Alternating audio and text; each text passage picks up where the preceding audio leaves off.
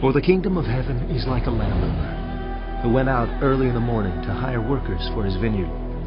He agreed to pay them a denarius for the day and sent them into his vineyard. About 9 in the morning he went out and saw others standing in the marketplace doing nothing. He told them, "You also go and work in my vineyard, and I will pay you whatever is right." So they went. He went out again about noon, and about 3 in the afternoon, and did the same thing. About 5 in the afternoon, he went out and found still others standing around. He asked them, "Why have you been standing here all day long doing nothing?" "Because no one has hired us," they answered. He said to them, "You also go and work in my vineyard." When evening came, the owner of the vineyard said to his foreman, "Call the workers and pay them their wages, beginning with the last ones hired and going on to the first." The workers who were hired about 5 in the afternoon came and each received a denarius.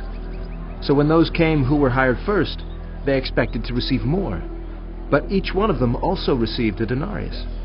When they received it, they began to grumble against the landowner. "These who were hired last worked only 1 hour, They said, and you have made them equal to us who have borne the burden of the work and the heat of the day."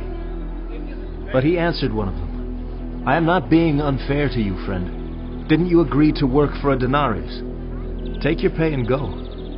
I want to give the one who was hired last the same as I gave you. Don't I have the right to do what I want with my own money? Or are you envious because I am generous? So the last will be first, and the first will be last." Now Jesus was going up to Jerusalem. On the way, he took the 12 aside and said to them, "We are going up to Jerusalem, and the Son of Man will be delivered over to the chief priests and the teachers of the law.